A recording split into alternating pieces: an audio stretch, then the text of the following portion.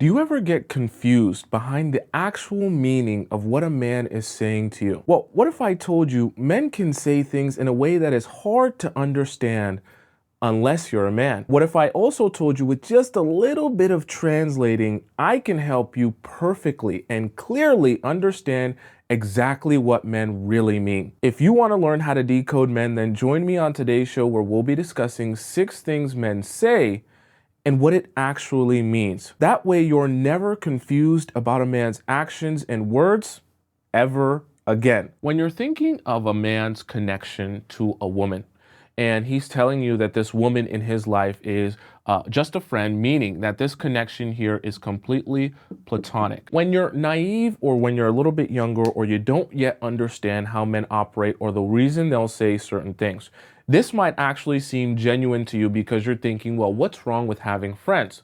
The idea that this girl or in his life that he's talking to and spending time with is his friend is perfectly fine. If I don't see anything inappropriate, if I don't, see him cheating with her, if I don't notice anything that's super weird, then I'll just assume she is a platonic friend. But here is something that must be understood about guys.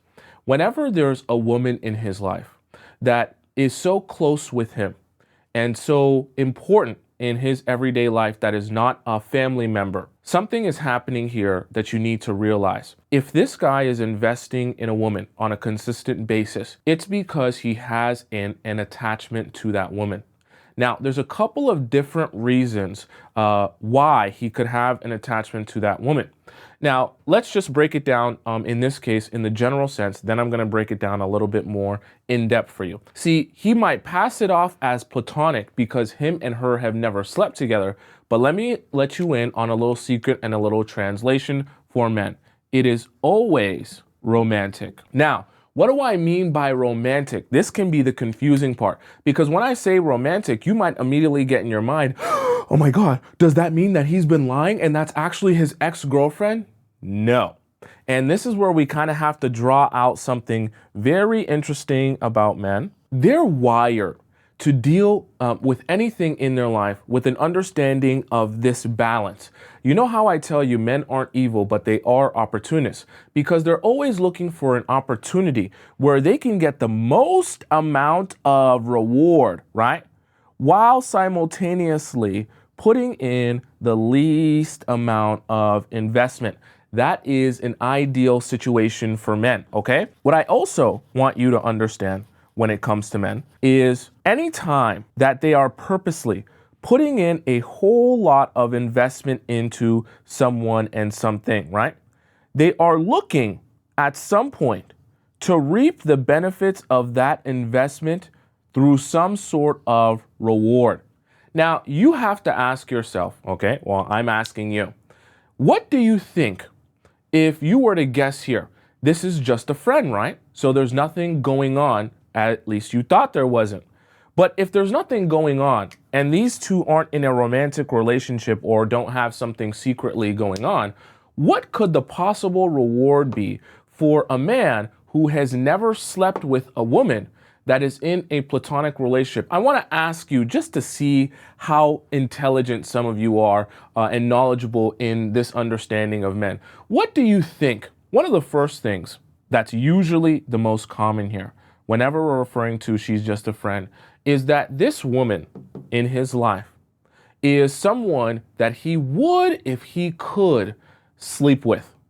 But the problem is you're going to encounter a situation where this woman over here is too hot for him, just overall out of his league. So he understands if he were to stick around and continue investing in this woman, there's a possibility that if he sticks around long enough with this woman, making a friendship out of this situation and this woman that doesn't want to sleep with him, that's super hot, that he would love to sleep with, then maybe one day, as she's going through her own relationships, as she's, getting her heart broken by other men, maybe one day she'll be a nice shoulder to cry on, right? Or sorry, he'll be a nice shoulder to cry on, that she'll come to him because remember, they're friends, right? They're really close friends.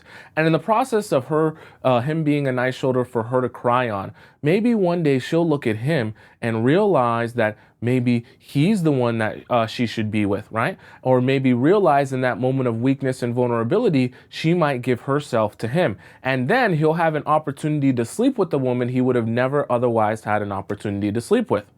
Now, the other possible thing that could happen is this woman is too hot for him and out of his league. However, his motive isn't just to sleep with her. His motive, I want her as a girlfriend, because he realizes that if he comes off too strong, this is the really slick thing about men. They understand that if they are to tell some women that they are just friends with how much they actually love them or confess their love for that woman, that's going to scare that woman away. And they're going to lose their ability to even be able to see her or spend time with her if they are to confess their love for her, because they know deep down she's probably not going to actually want me, and she's going to start feeling uncomfortable hanging out with me if she realizes how much I want her. And I don't want to ruin this friendship. I don't want to mess it up. I don't even want to mess up my opportunity to see her and spend time with her. So I'm just not going to say anything about my feelings about her. But all this time that she's dating other men and I'm advising her while she's dating these other men, I'm going to be advising her in ways that will continue to make her single. That way, hopefully, one day down the line, remember, guys aren't doing things for no reason, so they're investing for a potential reward. Down the line, one day, she'll realize that all those guys who have been playing her and taking her for granted are not the guy she actually wants, and the guy she wants to be in a relationship is actually me. It's also an easy ego boost. And why might a guy care so much about attention or an ego boost? See, I always talk to you all about confidence and how important confidence is when dating. Because when you're dating people or you're looking for people that you are going to find attractive to eventually date, one of the main things that you're spotting in other human beings is their either lack of confidence or their abundance of confidence. Because if they have a lot of confidence, it communicates to you that you definitely have value and you believe in your value, which is why you're so confident. For men, it's very similar. When they walk around with confidence, it makes you feel like, wow, I'm really attracted to you and your personality, because your confidence makes me feel good and makes me feel able to believe in the fact that you have value as a man. So you have to understand, if I'm a man and I have a woman in my life that is just a friend, and I don't really necessarily like her enough to date her, but she's always willing to stick around and be there for me whenever I need. Now I have a source, okay? And this is going to sound very strange and spiritual. I have a source that will give me life and give me energy. Because when I go to this woman that's just a friend, I can always extract from her the feeling of being the man again. Because remember, in a scenario in which this girl wants me and I'm just keeping her around for fun, right, without actually committing myself to her, and she has little to no self-respect, now I get a source that I can go to anytime I feel bad about myself. I get a source that I can go to anytime I want to jackrabbit myself inside of something. Instead of, actually jacking or wanking myself off, I can go to her, get easy access to her. I can also go to her to talk about my problems anytime I have problems, and then she will make me feel good about myself. She'll tell me how amazing I am. She'll tell me how awesome I am. She'll tell me how sexy I am and how lucky any woman would be to be in a relationship with me. You want to know what that's going to do for me? I'm going to be able to take that energy that she's going to input in me, that confidence that she's going to bestow upon me, and then I'm going to be able to take that confidence and go out and talk to new women. So every time a woman in my life disappoints me, I will always have her as a backup to be able to boost my confidence, right? To get some attention, feel good about myself, and then take that confidence that she gives me and go and talk to some other women. Some of you might have been this woman before. Deserve better. This can be a really, really tricky one because it actually kind of sounds like a compliment. But I'm going to explain to you why it's not a compliment. I want you to imagine something, okay? And there's a reason I'm drawing him so large, okay? So stay with me. See, when guys will come to you and you're in a situation where, let's just say for the sake of example, you're dating a guy and he's been treating you really bad. He's been very inconsistent with you. He hasn't been showing up how you expect. A lot of things have been going wrong, and he's really just not being the man that you need. You start to become anxious because you want this relationship to work. Nothing wrong with that. And as you want this relationship to work, you discuss with him some of the things that have been bothering you and the ways that he's been falling short in this relationship, okay? Because you've been dealing with them time and time again, and they begin to frustrate you to the point of no return. Then he says these magic words to you in a conversation with him about how he's been falling short. He says, honestly, I'm just really sad, and I'm realizing how you deserve so much better than me. I've been falling short in all these different ways, and I just know that a woman like you, a woman as beautiful, as amazing, as intelligent, and as talented as you shouldn't be with someone like me. I can't be who you need and who you deserve in your life, because you deserve a man that will take you out to Nobu and spend $300 on you. You deserve a man who will buy you flowers. You deserve a man who will show up on time for the date. You deserve a man who will give you the entire world. And I just can't do that. That sounds good in theory, and it feels good to hear, because the opposite of that would be him disrespecting you and treating you wrong. And instead of saying you deserve better, he says to you, hey, you're a garbage person. I don't give a damn about you, and I'm going to treat you however I feel like treating you, because I'm big and bad. I'm so hot. I'm so sexy. I get any woman in this entire world that I want, and you mean absolutely nothing to me. If he were to present himself that way, what he's doing is he's making himself so much bigger than you. And you want to know what happens when he presents himself as so much bigger than you? It's intimidating, and it's upsetting, because now that he's presenting himself as so much bigger than you, the first thing you start to think to yourself is, I need to fight him. I need to bring him down to size. I need to make him realize all the different ways that he is wrong. So when a guy is mistreating you and his response to you is, hey, I treat you how I feel like treating you because I'm big and bad and I'm hot and sexy and I get whatever I want, your first instinct is to tell him how he's not big and bad, he's not hot and sexy, and how he shouldn't be treating you how he's been treating you. Vice versa, when he presents himself in a way where he apologizes to you and he tells you how you deserve so much better than him, he's making himself look so small as he's talking to you about how you deserve so much better. And you want to know what happens to you when he makes himself look this small? You say, oh, you poor little thing, right? I feel sorry for you. And then what you start to do, this is a very interesting psychological trick here. Now, all of a sudden, because you feel sorry for him, because he's painting a picture of himself so small, he's so useless, he realizes all the ways that he's been falling short. This is a trick, because now you start to say things like, oh, well, you're not that bad.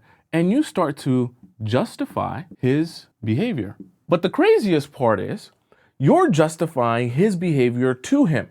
So you start to be inclined, when he tells you all the ways he's fell short in this relationship and how small he is, you start to feel like the necessary response isn't to step on him more and crush him more and tell him more how horrible he is. You feel like the necessary response is to find the ways and the times in which he's been good to you. And this is really weird, because now you've kind of done your own job of brainwashing yourself and convincing yourself that he's not so bad, simply by him acknowledging all the ways he's been so bad. And see, the really, really, really smart men, they'll throw extra sauce on it.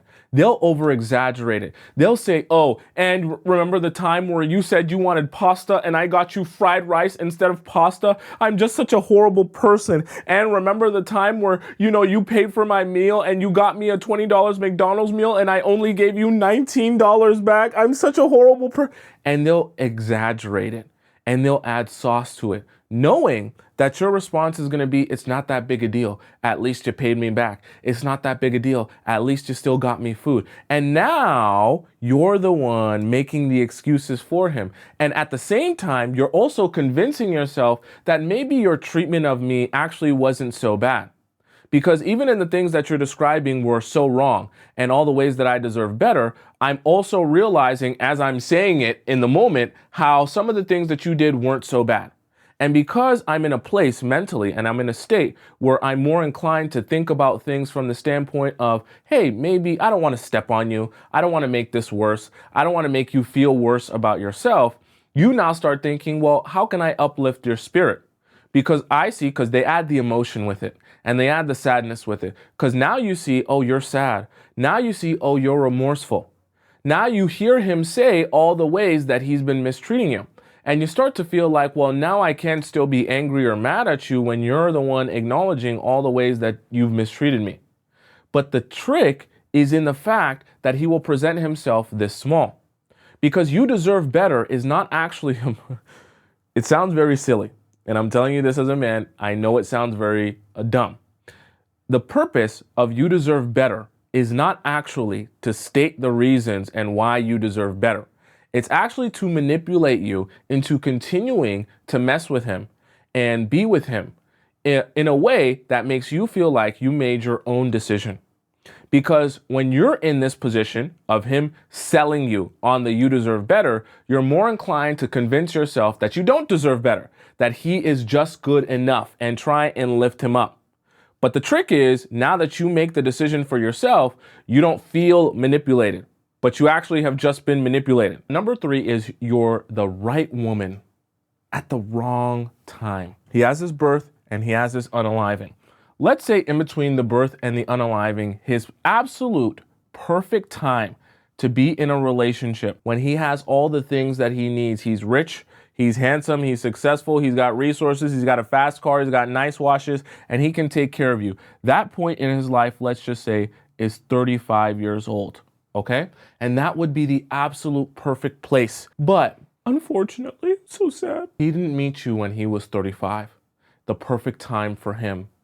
He met you in his life when he was 25. And at 25, he was still very dumb. Meeting you at this point in his life here was such an unfortunate event, because if he would just have met you at 35, it would have been absolutely perfect for him and his life. Then you could have went the rest of your life here, oh boy, being with each other, being happy ever after. If only he were to meet you over here instead of meeting you over here. Now, let me explain to you, unfortunately, why life isn't a fairy tale. And in the real world, this doesn't actually mean what you want it to mean.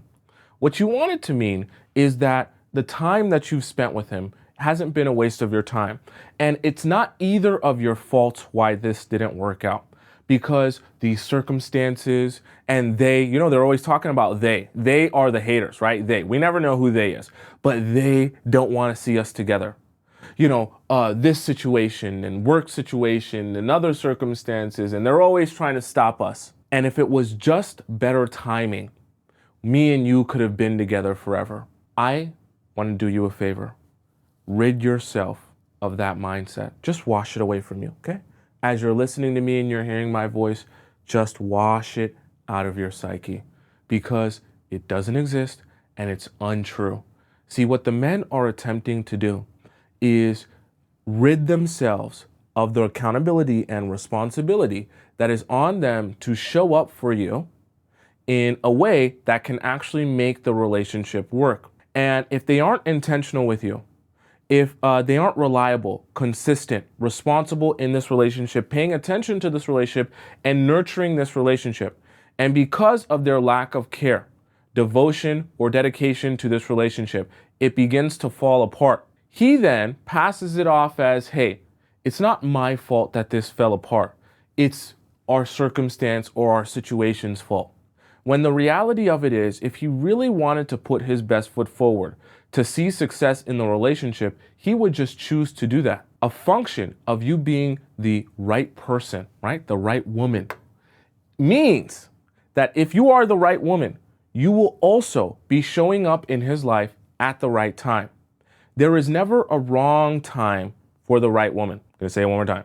There is never a wrong time for the right woman.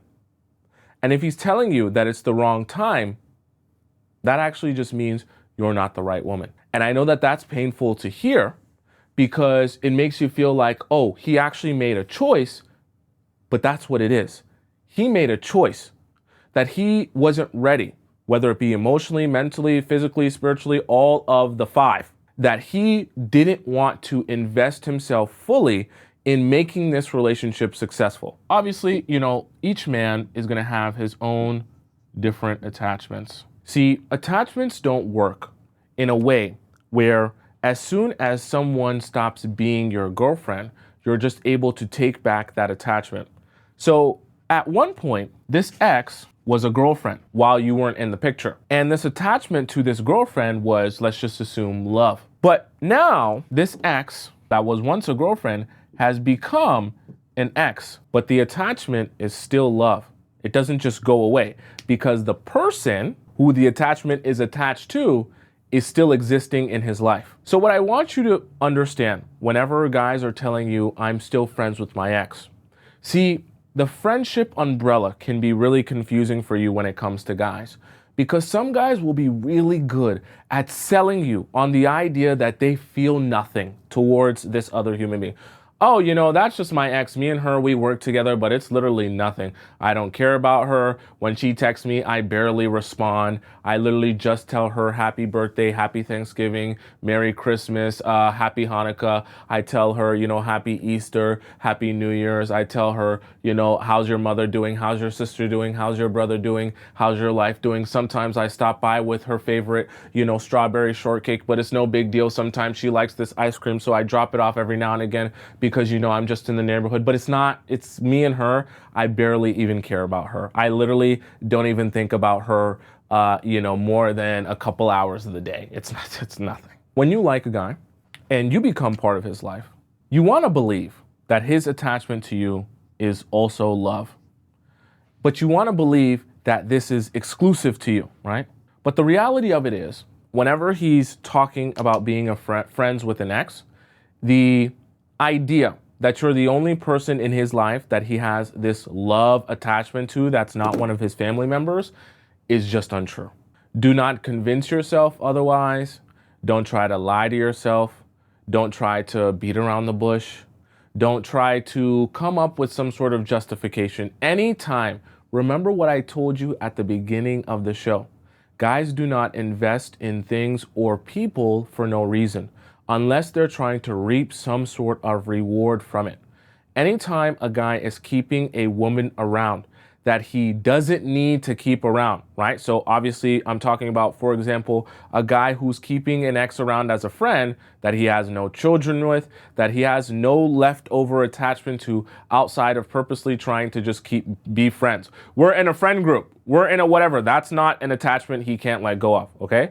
So guys are going to invest in women, right? And invest in people if they see some sort of reward there. And in this case, when he's keeping an ex as a friend, it's to take advantage of this friendship. What does taking advantage of a friendship with an ex look like? Easy access to be able to sleep with someone who you already have chemistry with, who you already have history with, that you don't want to let go of, right? Whether it be you have some lingering feelings he has some lingering feelings there, or because he just wants to continue to have access to that woman on an ongoing basis, he is not prepared to let that woman go. Because the truth of the matter is, if he really wanted to move forward with his life, he would he would cancel this out. What I want you to understand is human beings don't work like this, where you can have someone who you once loved, still have this attachment here with them, and then all of a sudden no longer have love for them. I don't like labels. This is how they'll usually explain it to you in a visual sense. They'll say, look, the idea of us being girlfriend and boyfriend, that title, that puts our relationship in a box. So me and you end up here. We end up in a box, and because we're in this box here, it's so difficult for us to breathe in this box with all of these labels holding us in. When we put this label on it, it doesn't allow us to get to know each other. It doesn't allow us to spend time with each other and vibe and see how we feel about each other. When we label it, it just becomes so much more complicated. Don't you want something so much more simple? Don't you want something so much more freeing? Don't you want something that'll make you feel so much better and less claustrophobic than a situation where we put our relationship in this small, tiny box? It's such a tiny box, you can barely even see it. So tiny. Instead of us making the mistake of putting our relationship in this box with so much pressure we can't even breathe, let's put our relationship out here somewhere, undefined, and it'll be floating out here in space somewhere. And when we make it undefined, it'll be so easy. We'll be able to float and go anywhere we want. We'll be able to breathe. One day we can be up here. And another day, we can be down here. And another day, we can be over here. And every day is like a new day. Every day feels like we've been freed and let go to feel whatever we want to feel, to go wherever the wind blows us, to allow the universe to control our bodies and our spirits and our relationship. Don't you feel the flow? Don't you feel so free and allowed to love without boundaries? That's how they say it. Loving without boundaries. That's how the universe wanted us. What he's attempting to do here is convince you that he wants the same thing as you. But the way to get to that destination of you guys having a successful relationship isn't to be intentional, isn't to make things defined and make things clear. Remember, I tell you, clarity is the enemy of men who want to use you and take advantage of you. They'll tell you, hey, that clarity, all of that other stuff, it's too much pressure. This undefined stuff is the way better way to go if we want success in our relationship, but it's actually a lie. It's the complete opposite, in fact, but you won't realize that because of the way they'll say it and the way they'll sell you on it. Because they'll sell you on the idea that the way to get to your destination of being in a great relationship is by allowing it to flow wherever. But the reality of it is, when you allow it to flow wherever, it only ends up flowing absolutely nowhere. At least nowhere that you want it to flow. Because when it flows, wherever the wind blows, there is no direction, there is no clarity, and there is no end goal or destination. And because there's no clarity or direction, every single day, you wake up more and more and more confused. And as time goes on, you start asking yourself, well, why am I here investing my time and energy into this man? And as you start asking yourself that question, why you're investing your time and energy into this man, despite not knowing where it's going to go, you start to look towards him for answers on what you two are doing here, investing your time and energy. But the thing about it is, he has an answer of why he's investing his time and energy: to sleep with you, or use you, or get girlfriend treatment from you. That's his answer of why he's investing his time and energy. You're the only person who's confused and without clarity. So the irony of the undefined relationship is it's very defined for him, what he's receiving out of this situation. Girlfriend treatment, to be able to sleep with you, to be able to get access to you, to be able to make himself happy and satisfied. But it's pretty unclear for you what you're getting out of this relationship, especially considering at any time he could just wake up and say, yeah, I want to go do something else. I want to go be with someone else. I have a new girlfriend and I don't want to talk to you anymore. The reason I want to do this, obviously point number 6 is let's see where things go. The reason I want to do this is because this is quite a confusing thing for men to say to you. The reason my chart is separated in hope and expectation is because these are two different states of being. When you're in a state of hope, you are waiting for something. Now, what does that really mean? When you're waiting for something, you have no action to take, okay?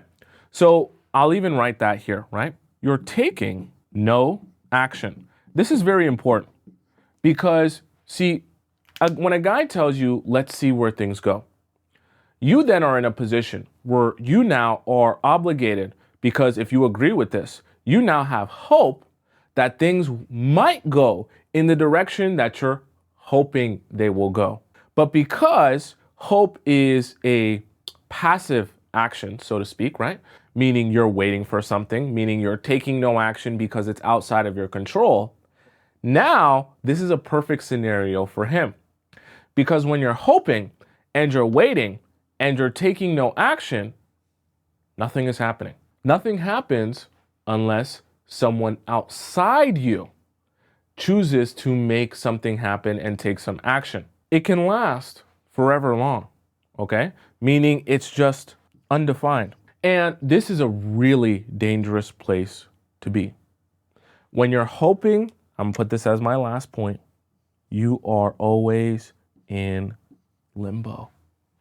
Unsure where to go, how to go, what the timing is, what the expectation is, what you should be saying, what you should be doing, what you should be expecting. Everything is confusing and everything is stagnant. And there's a very, very special, I guess we can say, paralyzation that you will feel when you are in a state of just hoping for something to happen. And when I say paralyzation, I mean the paralyzation of your emotions and your state of being, where you're not sure what to do because you don't even know if there is something to do. And you're so confused by what the possibilities are or what decisions you should or shouldn't make, you just don't end up doing anything.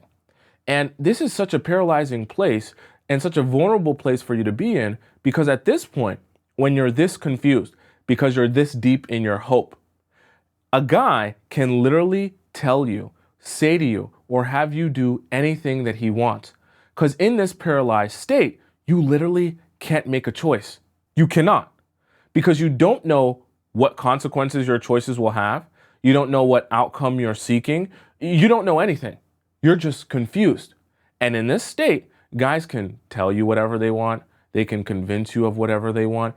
Everything works in their favor because they're the one that knows what they're trying to get out of this situation. They're the one that knows the outcome that they're looking for out of this situation. And you're just sitting here waiting, taking no action, hoping that something will eventually happen one day, but it never might. As opposed to expectation, you're taking action based on what you want to see happen. You also have a desired outcome. A desired outcome from the standpoint of you know the destination that you want to get to. And when you know the destination that you want to get to, you then reverse engineer that to the smallest steps that you have to take to get there, and you begin taking action to eventually try and get yourself to that destination. You also have an understanding of the standards, and we can also say boundaries. So what do I mean by that? I'll give you a little bit of an example, even unrelated to dating. For example, if there's an expectation that you have of yourself, that you want to become a millionaire, well, there's a standard you're going to have to set yourself to in terms of how hard you're going to work and how much you're going to save your money, or how you're going to invest your money. And you're going to have to hold yourself to a higher standard if you want your financial situation to be at that level of your desired outcome. Okay? The same thing in your relationships, right? If you have an expectation that me and you are dating each other to work together to eventually become boyfriend and girlfriend, there's a standard that is immediately set based on that expectation, based on that desired outcome. Because the standard is, hey, if we're working together to become boyfriend and girlfriend, we both need to be accountable to each other. We both need to be communicative. We both need to come to understandings, and we need to understand how to compromise in our situations, because we're working together for a desired outcome, a shared goal. And underneath that umbrella of that expectation, we then create standards and boundaries. The time under expectation is defined. And I mean defined from the standpoint of if you're saying with a guy that you're going to work towards being girlfriend and boyfriend, there's an understanding that that process is not going to take 3 years. So if you're dating a guy and you go on your first couple of dates and there's an understanding that two of you are working together to eventually become serious and long term, there's also inherently an understanding that becoming serious and long term, or at least getting to the point where he asks you to be his girlfriend, is not going to take him 3 years. Okay? You see how that works? Now, when you have proper expectations and you have a proper understanding of the standards and the boundaries of those expectations, it becomes a lot more clear to you what the timeline is of those expectations. So I say all that to say, this is exactly what guys are wanting to happen to you when they tell you, let's see where things go. They're attempting to put you in a situation where all you can do is hope. They want you to hope for all of these reasons right here, because in hope is exactly when they can take advantage of you. Let's see where things go doesn't define anything, doesn't set any standards or expectations, doesn't set any boundaries, doesn't allow you to have any desired outcome, and it definitely don't allow you to take any action towards anything. So you sit there mentally, emotionally, and spiritually paralyzed, and then what is he allowed to do? He's allowed to have his way with you.